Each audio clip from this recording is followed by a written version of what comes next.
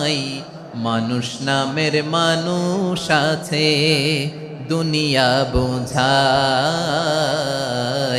সেই মানুষের ভিড়ে আমার আসল মানুষ নাই। ঠিক কিনা? আসল মানুষের বড্ড অভাব, আসল মানুষের বড্ড অভাব।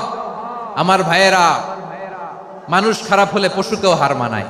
আচ্ছা, আওয়াজ করে বলেন, এই যশোরের ছেলেরা এদিক তাকাও, আওয়াজ করে বলো, যে ইসরায়েলি সোলজাররা উপর থেকে বোমা মারলো, তারাও মানুষ? তারাও কি?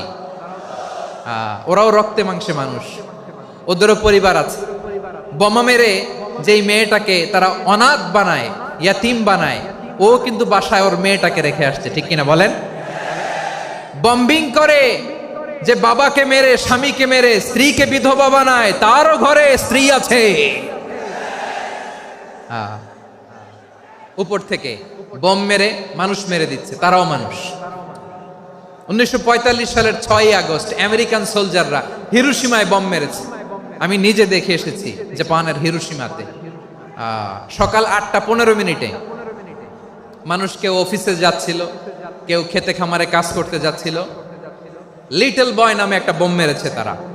এই বোমের আঘাতে, পারমাণবিক এই বোমার রেডিয়েশনে আঘাতে, বোম ব্লাস্ট হওয়ার পরে মুহূর্তের মধ্যে 1,40,000 নাই। উপর থেকে যারা মারতেছে এরাও মানুষ, যাদেরকে মারলো তারাও। তার মানে মানুষে মানুষে পার্থক্য আছে না? নেই? মানুষে মানুষে পার্থক্য আছে। নাক কান চোখ মুখ থাকলেই মানুষ নয়। বাড়ছে জনসংখ্যা, কমছে মানুষ। চিল্লায় বলো ঠিক কিনা?